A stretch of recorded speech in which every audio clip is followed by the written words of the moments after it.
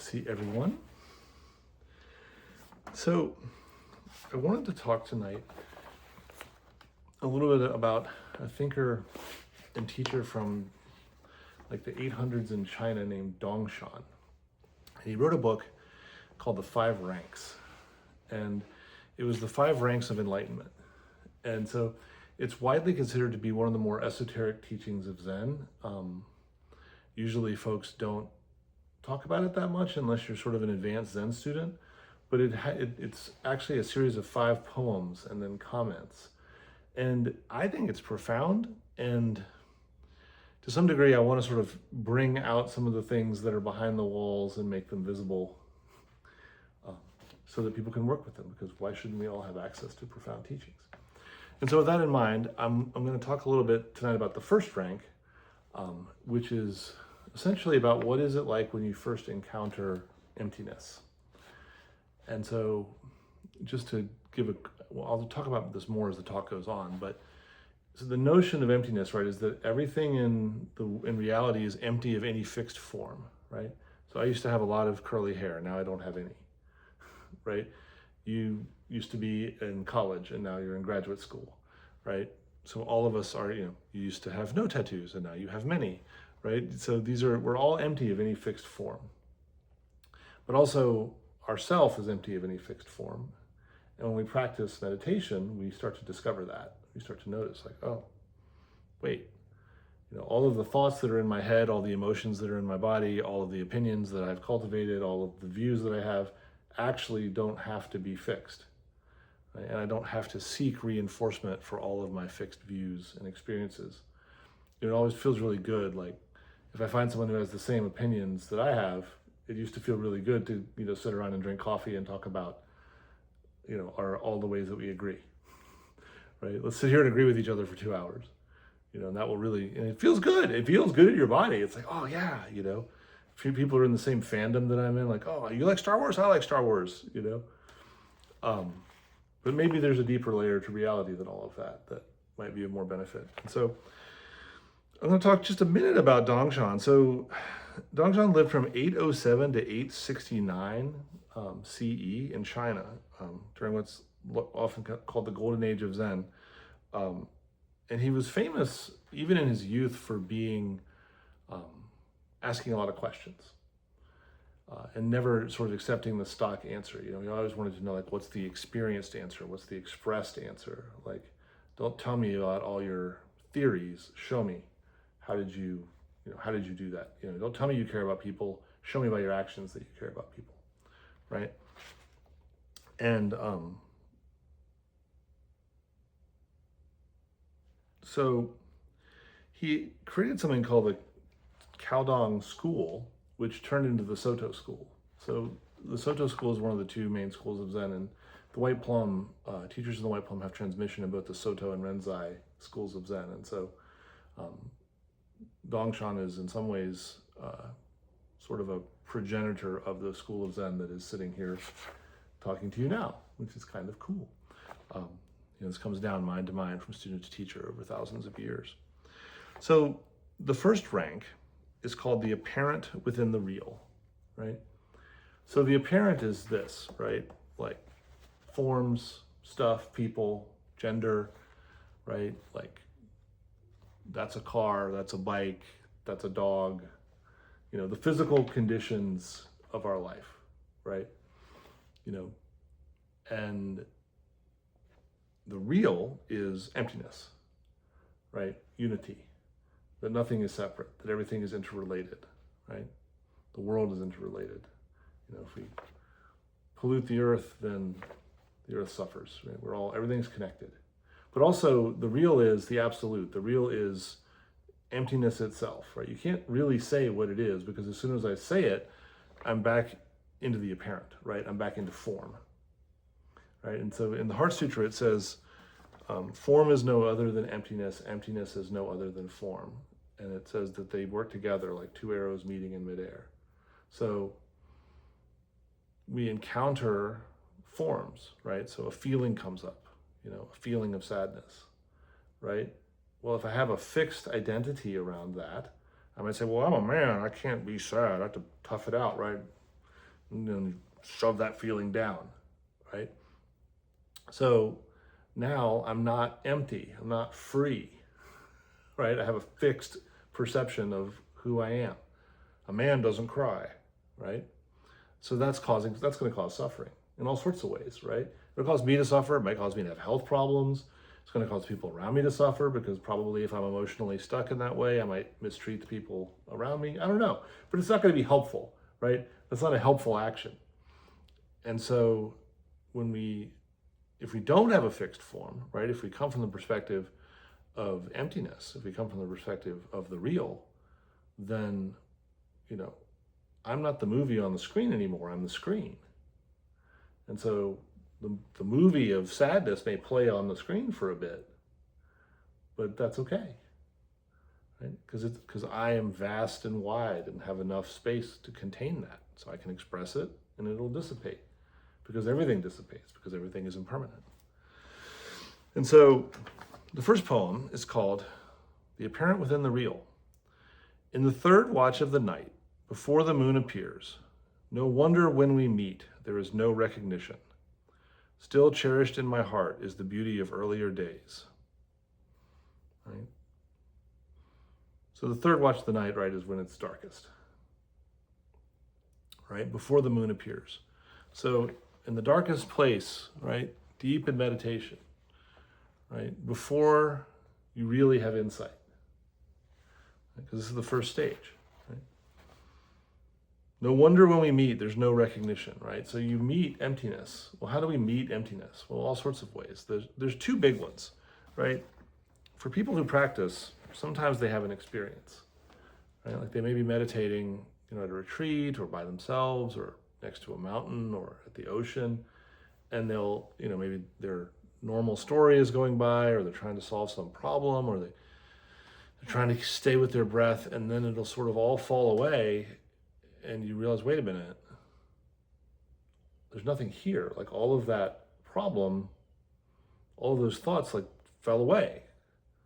Like there's a vast stillness here, which can be very unsettling if you've never experienced it before, right? That the mental stream stops. And sometimes people will have that experience and then go and come right back to all of the thinking. The other way it happens is that something happens that blows up your identity. Right? So, when I was 25, I moved to Boulder, Colorado, and I opened a karate school with a friend of mine. And we also both lived in the Zen Center. And through his name is actually Dainin Roshi. He's actually my Zen teacher now. It's interesting. Our lives weaved around in interesting ways, and he became a Zen teacher in like 2013, 2014, and I asked him to be my teacher then. But at the time, I was, rock climbing every day. I was 25, I was running a martial arts school, athletic and strong. Then I developed an autoimmune disease where my immune system would attack my colon. It's called ulcerative colitis. And so I got really sick. And I got down to 160 pounds. So you imagine, I'm 6'5", right? So me at 160 pounds isn't right. And so that kind of broke my whole identity. I was like, well, who am I? If I can't do it, because I couldn't work out as much, I couldn't, rock climb anymore. I had to move back home. And so it's like all of my plans and everything fell apart. And so, in the third watch of the night, right, before the moon appears, no wonder when we meet, there's no recognition, right? You meet emptiness, but you don't understand that form and emptiness are working together. I mean, I could give a whole talk on what do I think the karma is that, caused me to end up getting sick, right? It has to do with all sorts of, previous conditions in my life. But, it says, still cherished in my heart is the beauty of earlier days, right? So my goal for a long time was to get back to that version of me, right? If I could just recover that healthy version, then everything would be okay, because I was comfortable with that identity, right? And I did not yet recognize, no, everything falls apart. Suffering is coming whether we like it or not, right? There's a famous quote from a different teacher that I talked about last week,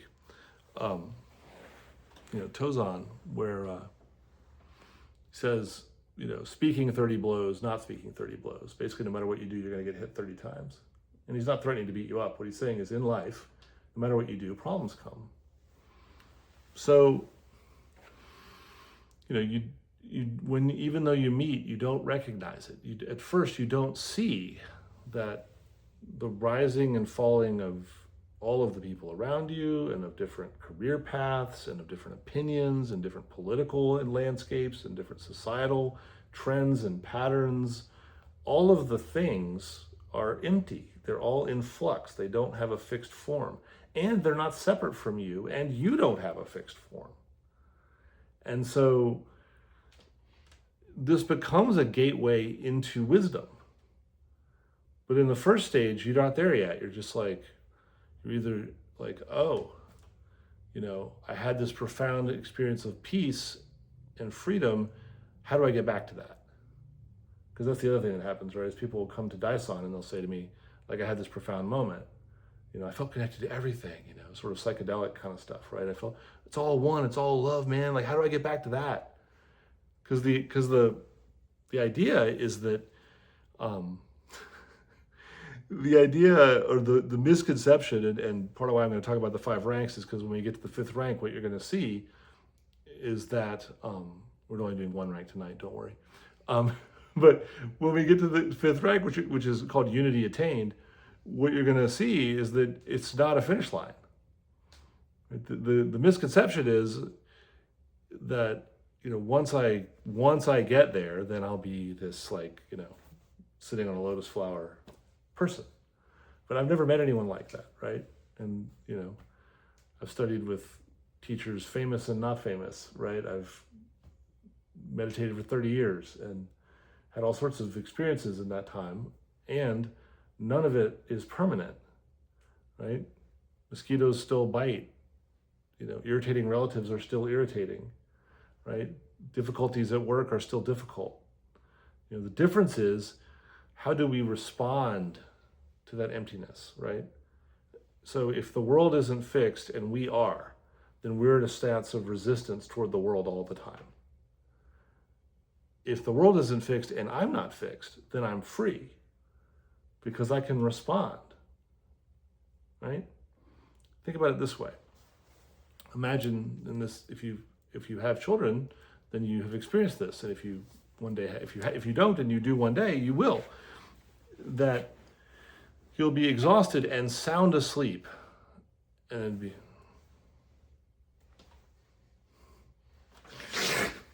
there's your kid, standing over you, and they need something.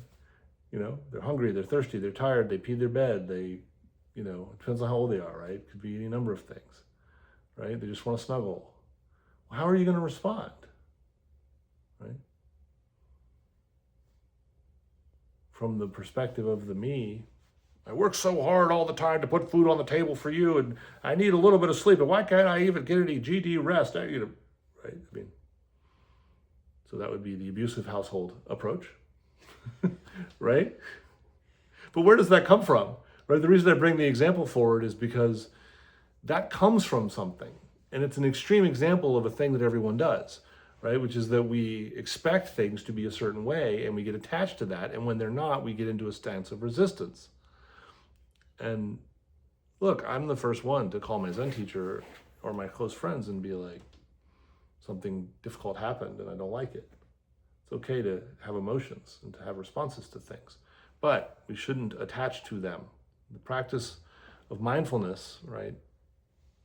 Because without mindfulness, you don't even get access to this, right? There is no third watch of the night before the moon appears when you meet emptiness if you don't practice. It won't even occur to you that you and everything else are empty, and that responding to that in a different way might mean something. But when we are mindful, what are we doing? We're noticing what is, we're allowing it, we're letting it go. That's it. Right? You notice, we allow, accept. Accept is the same as allow, right?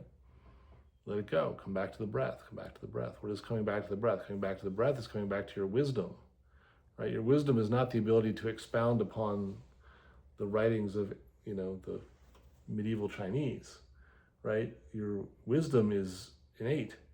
It's within you. It's your Buddha nature. It's pure because it has no fixed condition. It responds appropriately because it has no fixed shape. When we access that, we are then free from the constraints of, well, I work really hard and I don't deserve to be woken up right now. And what emerges in the place of that, right? My experience in actually having that experience with my daughter is that what appears in the place of it is compassion and love, right? That you wake up and you go, ah. I mean, there are a couple times where she's scared where I'd be like, da, and she'd be like, ah, right? And I'm like, oh my God, okay, I'm sorry. I'm awake now. Hi, what do you need, right? And I use that example because I want to point out something else, which is that we can honestly and transparently course correct at any time, right? I'm a huge fan of like the 60-second argument with people who I care about, right? The 60-second argument is where, your ego gets in the driver's seat and you're like, Meh, and then the other person's like, Meh, meh, meh, and then you're like, I'm sorry. I don't know where that came from. Let's start over, right? Argument over, right? Accountability restored. We don't have to do drama, right? We don't have to act like a reality show or,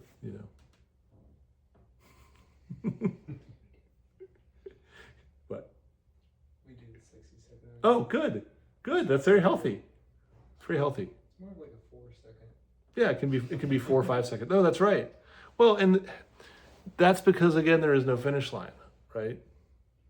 You don't walk on a cloud of enlightenment. Hello, welcome to my Zen temple in the garage.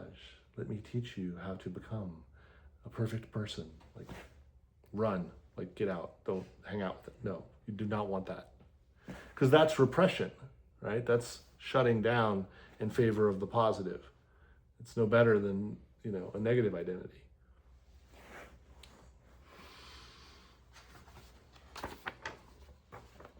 And one thought.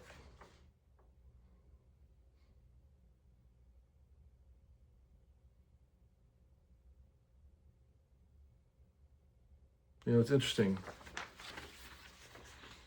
When I was writing this, I wrote, freedom doesn't come from controlling experience. It comes from seeing that the one trying to control the experience is empty of fixed nature. Right? So freedom doesn't come from creating the correct conditions so that everything is good or achieving some finish line. Freedom comes from recognizing that you can respond to whatever's going on effectively. And meditation is the practice of cultivating the capacity to be present with what is long enough for a wise response to emerge. And if you can't allow a wise response to emerge, just don't respond. Keep sitting. Like sometimes maybe for hours or days or repeatedly for months, right? Because not all of life's problems are simple. Right? You may find that there's something that you have to keep coming back to. But it's very useful if the response that arises is one of resistance and of non-acceptance and of conflict. Just don't do anything, right? Don't just do something, sit there. And then what emerges is often profound. So I think that's enough for today. We'll do rank 2 next time.